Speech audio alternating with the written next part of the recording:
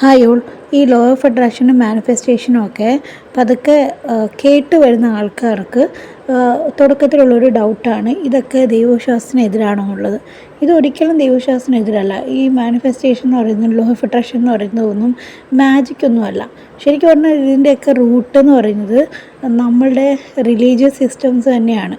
ഇപ്പം Indian knowledge system അല്ലെങ്കിൽ Indian ഹിന്ദുയിസത്തിൽ ഇതിനെക്കുറിച്ചിട്ട് വളരെ വ്യക്തമായിട്ട് പറയുന്നുണ്ട്. ഭഗവത്ഗീതയിൽ പറയുന്നുണ്ട്. പിന്നെ അതുപോലെ തന്നെ ക്രിസ്ത്യാനിറ്റിയിൽ മത്തായിയുടെ സുവിശേഷത്തിൽ എന്താ പറയുന്നത്?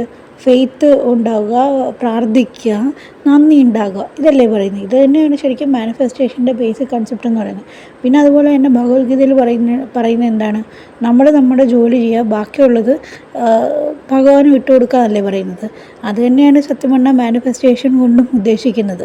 അപ്പം ഞാൻ ശരിക്കും പറഞ്ഞാൽ ഈ ഒരു സ്പിരിച്വൽ ഇതിലോട്ട് മാറിയത് ലോ ഓഫ് അട്രാക്ഷനും മാനിഫെസ്റ്റേഷനും ഒക്കെ പഠിച്ചതിന് ശേഷമാണ്. ഞാൻ അതിനു മുമ്പ് ഇത്ര സ്പിരിച്വലൊന്നും ആയിരുന്നില്ല.